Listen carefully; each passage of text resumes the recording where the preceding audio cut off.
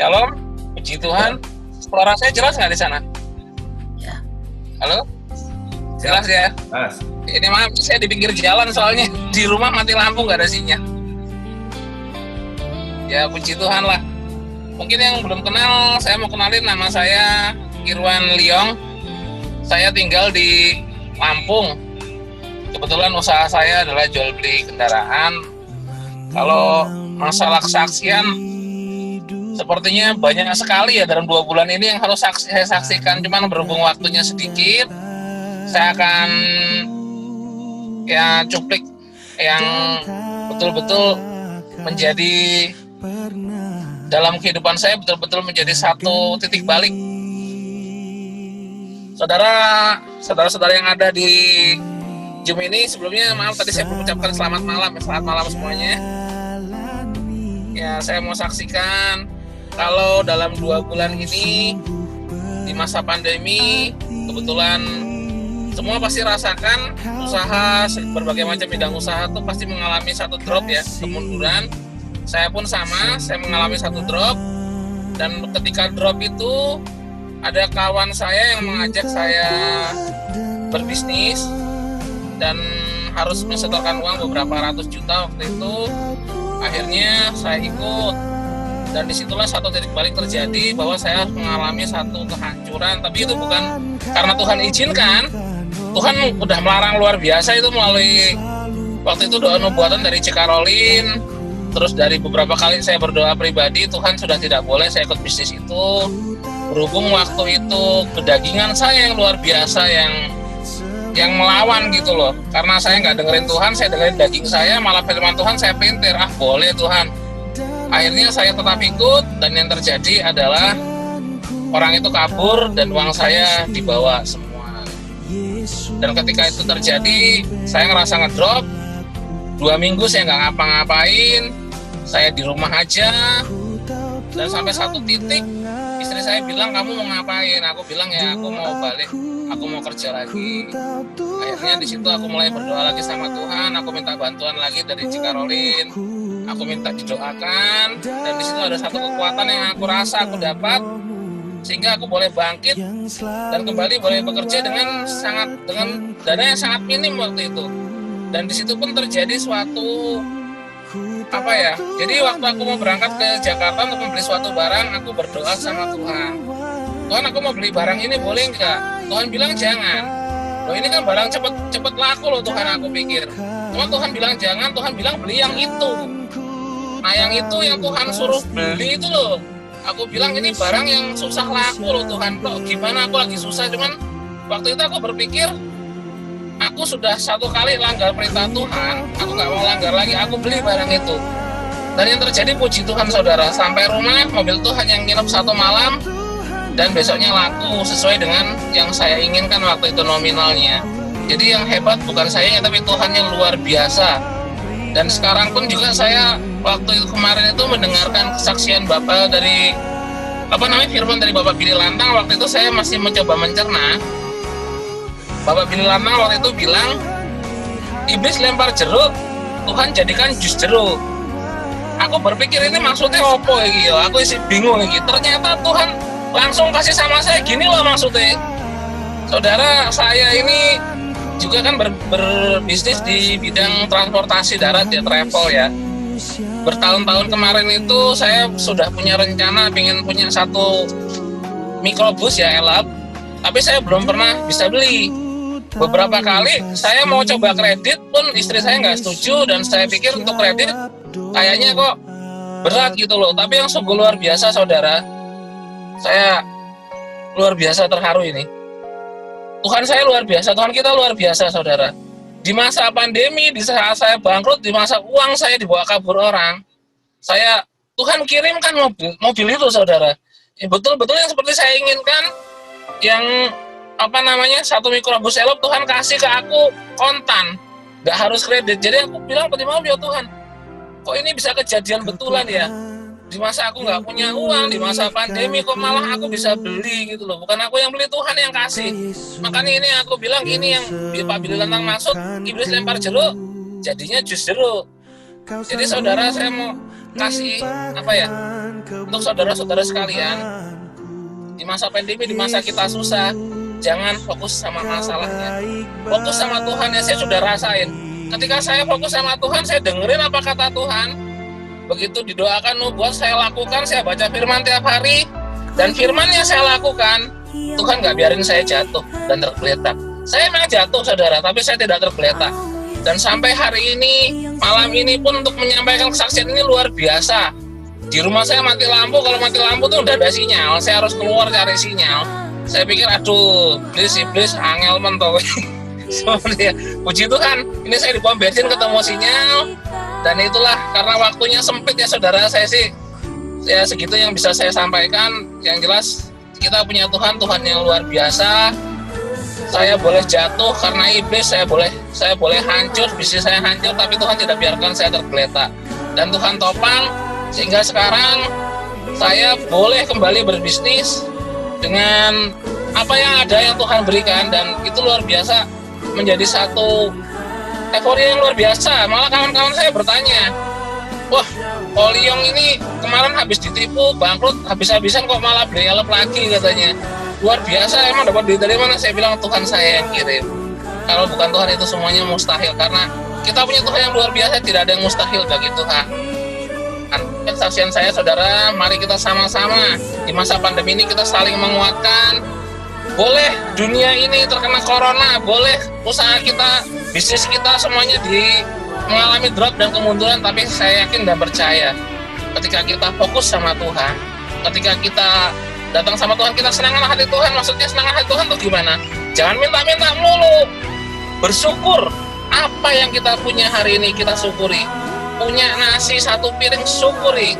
Ketika kita bisa mensyukuri itu, Tuhan tahu apa yang kita butuhkan, apa yang kita perlukan Tuhan sudah siapkan. Tinggal kita harus senangkan hati Tuhan. Amin saudara. Terima kasih waktunya Cik Karolin. Saya ucapkan selamat malam sebelumnya. Shalom.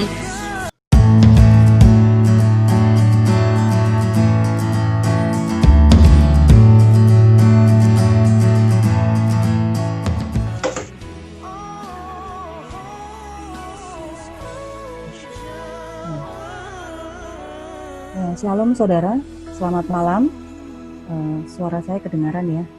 Semoga signal kita berdoa, signal kita bagus semua. Ya, kita akan sama-sama belajar firman pada malam hari ini. Firman Tuhan saya ambil dari Amos 5 ayat 21 sampai 27.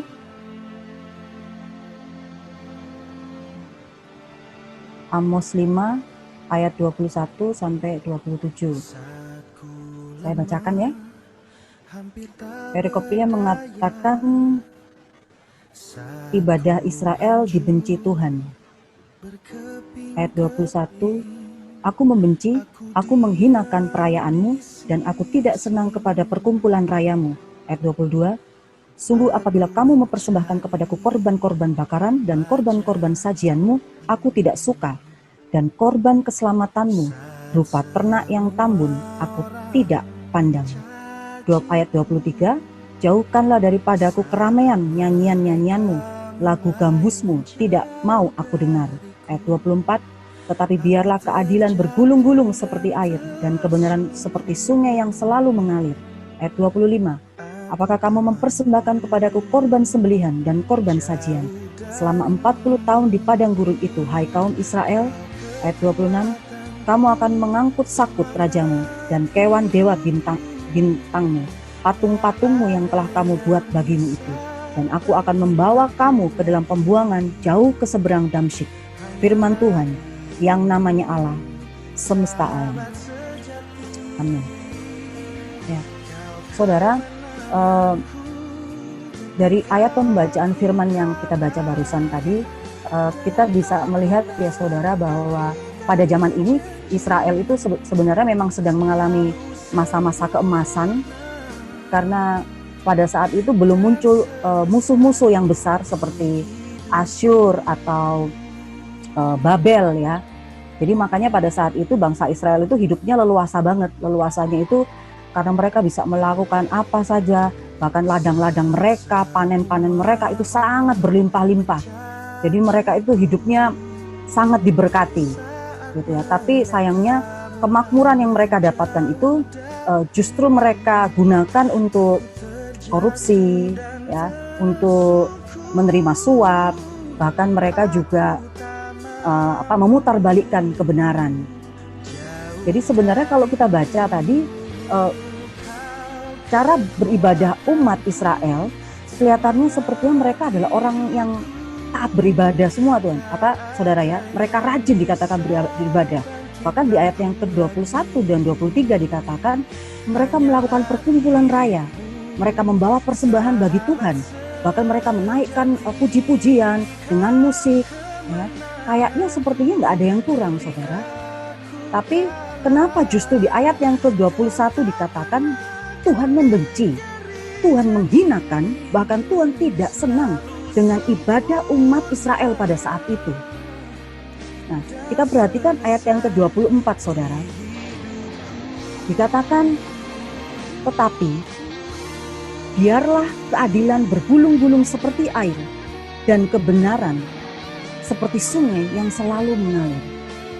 Jadi saudara, jelas kenapa Tuhan murka sama umat Israel pada saat itu, karena ternyata mereka kelihatannya memang beribadah. Mereka kelihatannya hidup saleh, kelihatannya ya saudara. Tapi ternyata hidup mereka itu tidak berdampak. Hidup mereka itu nggak nyambung, saudara. Mereka taat beribadah, tapi mereka menindas sesama mereka. Mereka taat berdoa, mereka setia berdoa, tetapi mereka nggak peduli sama orang miskin. Mereka mempersembahkan korban dikatakan, tapi mereka juga suka melakukan ketidakadilan. Jadi mereka itu hidup dengan standar ganda, saudara. Jadi di sini begini, di sana begitu, jadi hidupnya nggak nyambung sama ibadahnya. Mari saudara, malam ini kita mau sama-sama belajar ya saudara. Kita mau cek hidup kita masing-masing atau ibadah kita masing-masing. Apakah hari-hari ini hidup yang kita tunjukkan itu, apakah nyambung dengan apa yang kita percaya ini? Ataukah perbuatan kita sehari-hari, hari-hari ini juga, apakah sinkron dengan ibadah kita? Karena kita tiap minggu kita mengikuti ibadah Zoom seperti ini saudara, kita memuji, kita meninggikan Tuhan, tapi mungkin di saat yang bersamaan kita sedang merendahkan orang lain. Atau mungkin kita sebagai hamba-hamba Tuhan, kita sedang berbicara tentang kasih, tapi kita sendiri nggak bisa mengampuni keluarga kita sendiri. Ayo saudara, malam ini kita mau sama-sama belajar, apakah kekristenan kita ini selaras sama ibadah kita? Atau jangan-jangan ibadah kita ini sudah berubah? Ya. Mari saudara, saya catat di sini ada 3 poin yang mau saya sampaikan tentang ibadah kita. Ibadah kita berubah ketika apa, saudara? Saya ingatkan kembali temanya, saya beri tema jangan merubah ibadahmu. Poin yang pertama, ibadah kita menjadi berubah ketika yang pertama, saudara, beribadah tapi hidupnya menentang Tuhan. Kita buka saudara di Roma 10 ayat 2 dan 3. Roma 10 ayat 2 dan 3. Saya baca saudara ya. Sebab aku dapat memberi kesaksian tentang mereka, mereka sungguh-sungguh giat untuk Allah, tetapi tanpa pengertian yang benar. Sebab oleh karena mereka tidak mengenal kebenaran Allah, dan oleh karena mereka berusaha untuk mendirikan kebenaran mereka sendiri, maka mereka tidak takluk kepada kebenaran Allah. Jadi saudara, kalau kita baca ini ya, apakah mereka yang dikatakan oleh Rasul Paulus ini mereka orang Kristen? Iya saudara, mereka orang Kristen. Bahkan tadi Rasul Paulus mengatakan bahwa mereka sungguh-sungguh giat untuk Allah. Mereka mungkin tiap minggu ke gereja, iya saudara. Mungkin juga mereka pengerja juga, iya. Mereka juga hamba Tuhan mungkin, mereka mungkin juga pelayan Tuhan saudara. Tapi karena mereka tidak mengenal Tuhan dan kebenarannya, sehingga hidup mereka menentang kebenaran Tuhan. Tadi di ayat yang ketiga tadi bilang apa saudara? Mereka berusaha mendirikan kebenaran mereka sendiri. Jadi kalau kita pikir saudara, bagaimana saudara? Kita mau ikut Tuhan, tapi kita masih mau pakai pikiran kita sendiri. Ya, kita beribadah kepada Tuhan, tapi yang kita pakai kebenaran kita sendiri. Nggak bisa saudara. Satu kali satu ibu muda datang kepada saya, dia bilang sama saya seperti ini, aku harus bagaimana Kak? Aku nggak layak diperlakukan seperti ini oleh suamiku. Apa yang harus aku lakukan Kak? Saya bilang sama dia, kalau kamu datang sama saya, kamu tanya sama saya, jawabannya cuma satu. Ada di 1 Petrus 3 ayat 1 dikatakan, hai istri-istri, tunduklah kepada suamimu, supaya jika ada di antara mereka yang tidak taat kepada firman, dalam arti mereka masih hidup di dalam dosa, mereka juga tanpa perkataan dimenangkan oleh kelakuan istrinya. Terus dia bilang, apa? Gak ada cara lain Kak? Oh gak ada. Hanya itu caranya. Tapi gak bisa Kak. Aku sudah gak kuat. Kita hidup bersama, tapi seperti orang lain. Aku mau cerai aja. Nah saudara perhatikan. Orang yang seperti ini, yang model seperti ini saudara, ini yang tadi dikatakan oleh Rasul Paulus. Dia sedang mendirikan kebenarannya sendiri. Ngeri loh saudara. Kita mengaku beribadah, tapi kita mau pakai cara-cara kita sendiri. Kita mengakunya kita beribadah, tapi kita nggak mau tunduk sama firman. Makanya saudara, kita perlu sekali belajar firman dengan benar. Supaya apa saudara? Supaya kebenaran kita sendiri yang kita miliki ini, semakin hari ketika kita belajar firman, semakin hari itu semakin dikikis saudara. Supaya digantikan dengan kebenaran Kristus. Amin ya saudara. Kita harus pakai standarnya Tuhan. Kita nggak bisa pakai standar manusia. Kita beribadah, tapi sebenarnya kita hidup menentang Tuhan. Dan makanya itu menimbulkan murka Tuhan kepada bangsa Israel pada zaman Nabi Amos yang tadi baru sampaikan. Baik saudara, kita mulai introspeksi diri kita masing-masing. Apakah hari-hari ini kita sedang menentang kebenaran firman? Kalau Tuhan bilang ampuni, ampuni saudara. Sekalipun itu berat. Karena kita mau pakai kebenaran firman, bukan kebenaran kita sendiri. Amin saudara. Kita masuk di poin yang kedua saudara. Shalom saudara. Saat album ini dikerjakan, ibadah itu menjadi berubah surat masuk ke Impact ketika Music beribadah tapi cuma percaya. Yang dimana kita baca saudara di Yakobus 2 ayat 19 dan 20. Di mana mereka punya satu kerinduan, saya bisa bernyanyi dengan mereka saya dan bacakan. sebaliknya. Dan lagu tersebut, engkau percaya bahwa hanya ada satu Allah saja, itu baik. Tetapi setan-setan pun juga percaya akan hal itu dan mereka gemetar. Hai manusia yang bebal, maukah engkau mengakui sekarang bahwa iman tanpa perbuatan adalah iman yang kosong? Jadi saudara percaya ya, mengakui bahwa kita memiliki satu Allah. Tapi masalahnya setan juga percaya saudara. Jadi kalau level iman kita cuma sampai dipercaya, berarti kita sama kayak siapa saudara? Maaf ya saudara, sama kayak setan saudara.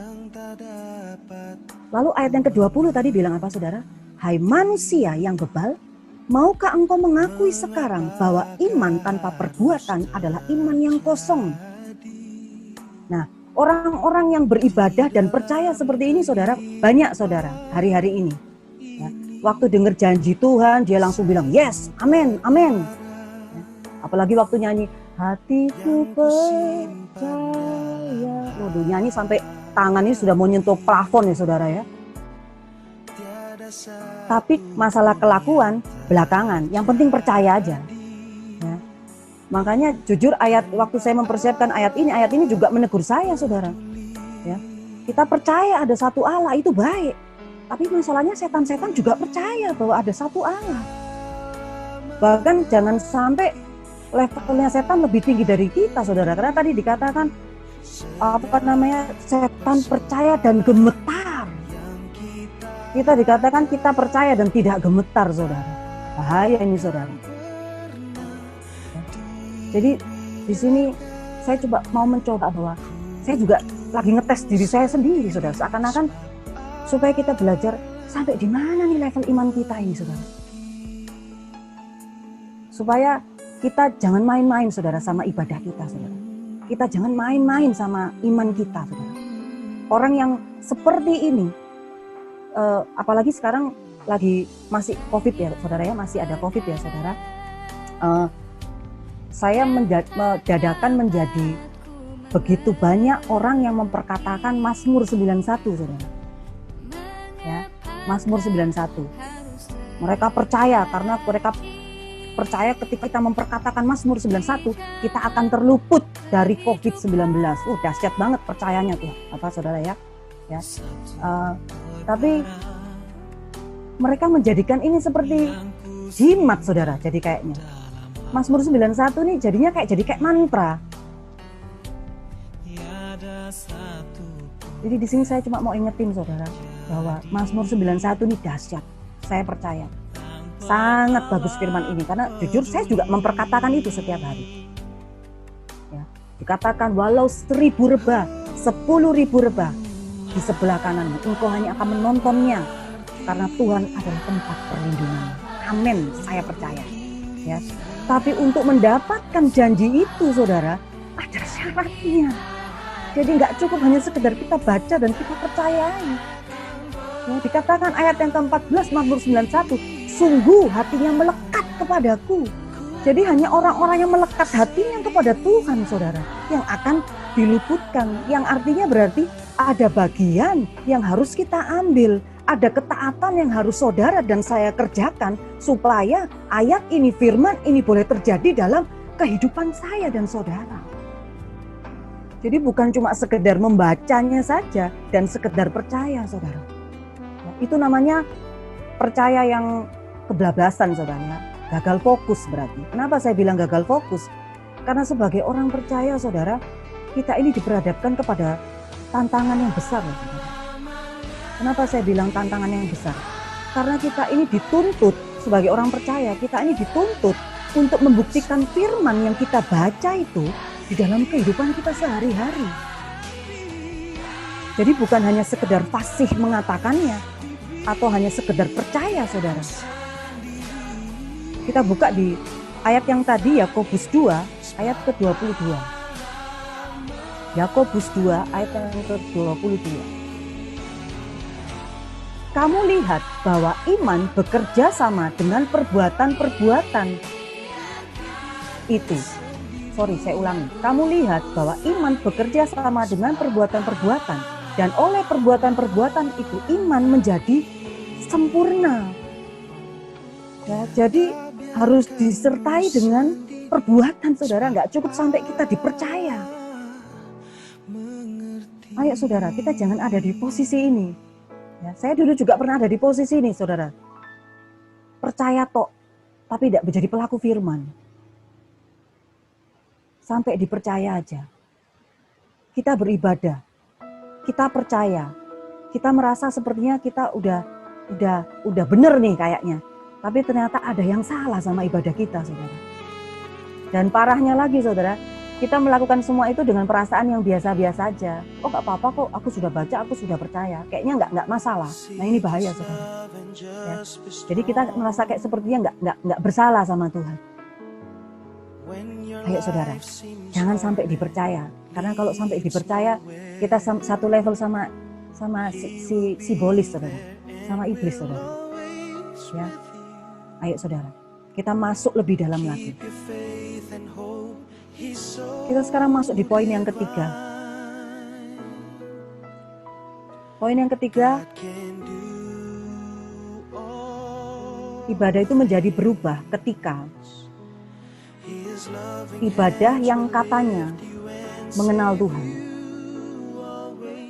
Saudara, tahu dan mengenal itu berbeda, saudara.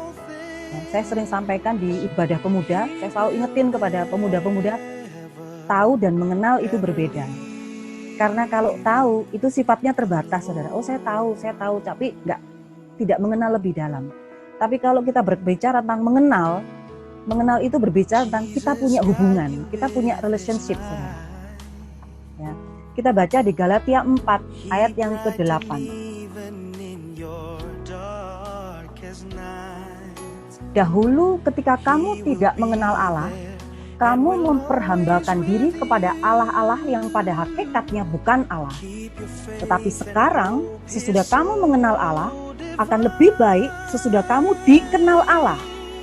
Bagaimanakah kamu berbalik lagi kepada roh-roh dunia yang lemah dan miskin dan mau mulai memperhambakan diri lagi kepadanya? Jadi saudara, mengenal Allah berarti tidak melakukan lagi perbuatan-perbuatan yang mengikuti roh-roh dunia yang miskin itu. Kalau masih hidup dalam kedagingan, masih hidup dalam hawa nafsu, saudara ya. Ayat tadi bilang, setelah kita mengenal Allah, ya, ayat tadi katakan setelah kita mengenal Allah, atau lebih baik setelah Allah mengenal kita.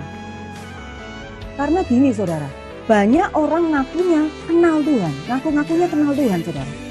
Tapi padahal tidak dikenal sama Tuhan.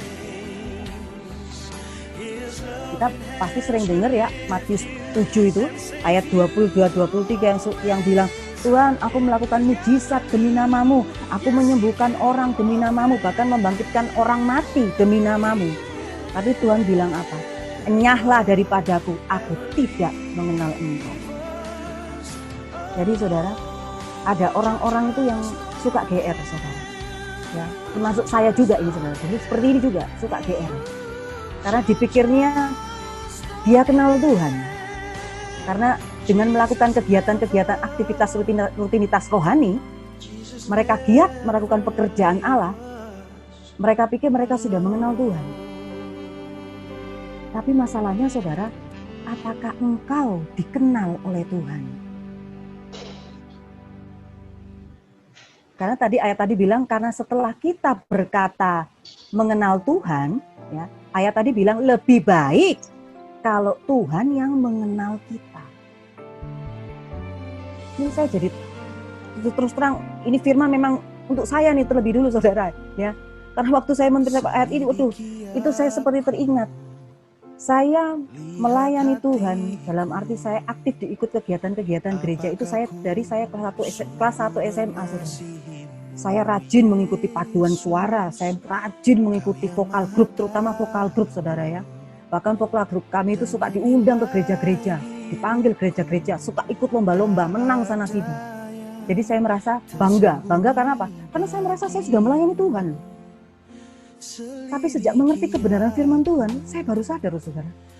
Ternyata saya sedang menyembah Allah yang tidak saya kenal. Wah, ini seperti menampar hidup saya saudara. Saya sedang menyembah Tuhan yang tidak saya kenal. Ya, saya menyembah Tuhan. Ya, bahkan saya memuji Dia, saya meninggikan namanya, saya menyanyi tentang Tuhan. Tapi saya nggak kenal Dia. Saya ibaratnya tuh seperti ngefans doang. Saudara pernah ngefans ya sama artis atau siapalah ya. Ibaratnya kita tahu dia, tapi sebenarnya saya nggak kenal dia, dia juga nggak kenal saya. Itu seperti ngefans. Nah waktu itu saya mungkin seperti itu. Ibaratnya saya kasih contoh mungkin, saya mungkin taruhlah saya ini ngefans sama Barca. Saya suka sama Barcelona misal saudara ya. Saking ngefansnya nih saudara, saya beli kaosnya Messi. Ya, pemain bolanya yang terkenal tuh saya beli. Saya pakai kaos gambarnya Messi, fotonya Messi. Tapi Messi nggak kenal saya loh ya. Ya saudara nggak kenal, saya juga nggak kenal dia. Tapi saya ngefans sama dia saudara. Saking ngefansnya mungkin saudara, saya pergi beli tiket, saya pergi ke Barcelona, saya nonton pertandingannya. Tapi apakah Messi terus bilang, Kak Tineke udah dateng ya gitu? Enggak saudara. Tapi saya ngefans sama dia. Tapi saya ngefans saudara. Jadi ternyata apa saudara? Kalau ngefans itu memang nggak butuh hubungan, tapi untuk mengenal itu butuh hubungan saudara. Dan saya ada di posisi itu pada saat itu. Karena banyak orang yang ngakunya kenal Tuhan, ngakunya ada di hati Tuhan. Tapi apakah kita ini ada di hati Tuhan? Ini yang membuat saya shock. Waduh, ternyata selama ini saya nggak dikenal loh sama Tuhan. Saya nggak ada di hati Tuhan. Selama ini saya merasa saya melayani Dia, tapi ternyata Dia yang saya layani tidak merasa saya layani. Waduh, serem sekali. Saya merasa saya nggak layani. Dan itu menakutkan hati saya. Tapi saya bersyukur saya mengenal kebenaran firman Tuhan. Karena orang yang sungguh mengenal Tuhan, tadi sudah dikatakan, dia tidak lagi takluk kepada roh-roh dunia yang miskin ini. Kalau orang yang sudah tidak takluk kepada roh-roh dunia, orang miskin ini, saudara, kita nggak lagi mencari sesuatu yang sifatnya sementara, saudara. Ya. Dalam Kolose 3 ayat 1 dan 2 dikatakan, Tuhan bilang, kalau engkau sudah mengenal dan menerima Kristus, maka pikirkanlah perkara-perkara yang di atas, di mana Kristus duduk di sebelah kanan Allah Bapa. Jadi saudara, hari-hari ini, waktu-waktu ini adalah kita dituntut untuk lebih mengasihi Tuhan, termasuk mengasihi sesama. Ya. Tapi ada orang-orang Kristen yang ngakunya beribadah, yang ngakunya mengenal sama Tuhan, tapi sama iparnya sendiri nggak ngomong, sama mertuanya sendiri musuh bebuyutan. Ini bahaya, saudara. Tapi saya percaya, saudara, ya, Tuhan itu kadang suka mengizinkan kita memang menghadapi atau menemui orang-orang yang model seperti ini, saudara. Dalam arti kita nggak bisa memilih dengan siapa kita bertemu. Kita juga nggak bisa memilih kita mau dilahirkan dari keluarga siapa. Ya, tapi Tuhan memang izinkan kok kita ketemu dengan orang-orang yang aneh-aneh gitu. Kita baik sama dia, dia judes sama kita. Memang Tuhan izinkan, saudara. Kenapa? Karena tujuan Tuhan cuma satu, untuk mendewasakan kita. Jadi buat saya, mengenal atau maksudnya dikenal Tuhan itu jauh lebih penting. Dan untuk mengenal Tuhan lebih, saudara, kita harus mengalami Tuhan dalam hidup kita. Ya, saudara. Saya melayani Tuhan, masuk dalam pelayanan sesungguhnya itu tahun 2000, saudara. Jadi kalau dihitung dari tahun sampai tahun ini, berarti harusnya saya sudah 20 tahun melayani Tuhan. Itu menurut saya, saudara ya. Saya mengenal Tuhan. Tapi setelah saya mengetahui firman kebenaran ini, saya baru tahu. Ternyata saya baru 5 tahun terakhir ini saya mengenal Tuhan.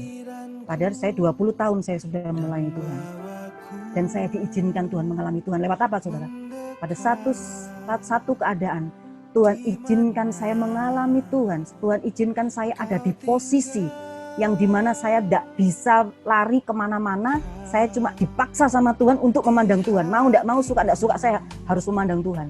Di situ saya berjumpa dengan Tuhan. Di situ saya mengalami Tuhan.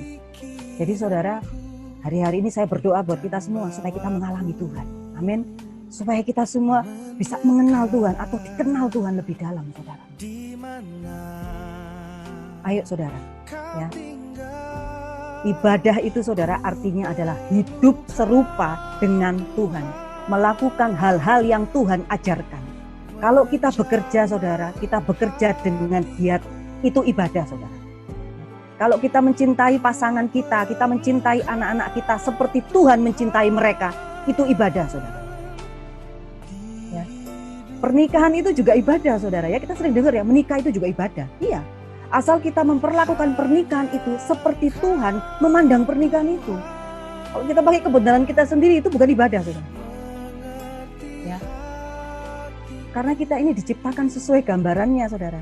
Jadi seharusnya kita ini sama dengan yang kita sembah. Kalau kita sembah Tuhan, berarti kita sama kayak Tuhan, saudara.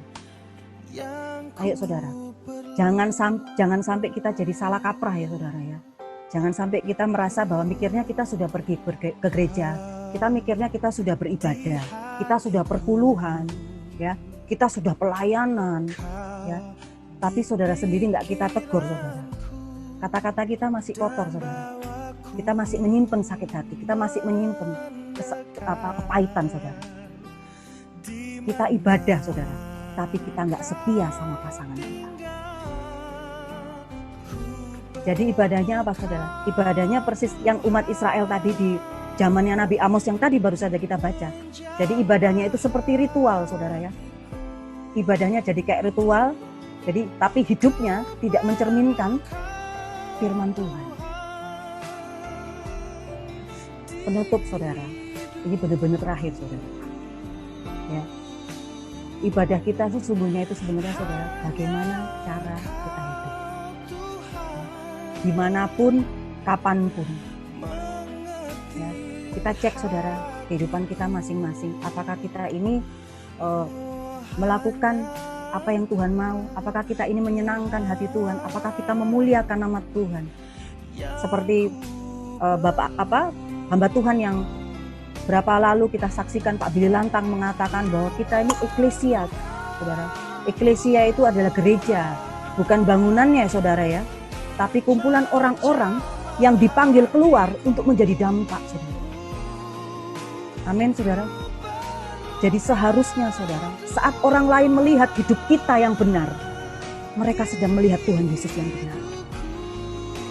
Saat mereka melihat kebaikan kita, sesungguhnya mereka sedang melihat kebaikan Bapa kita di surga. Amin, saudara. Ayo saudara, jangan merubah ibadah kita. Jangan sampai kita salah kaprah.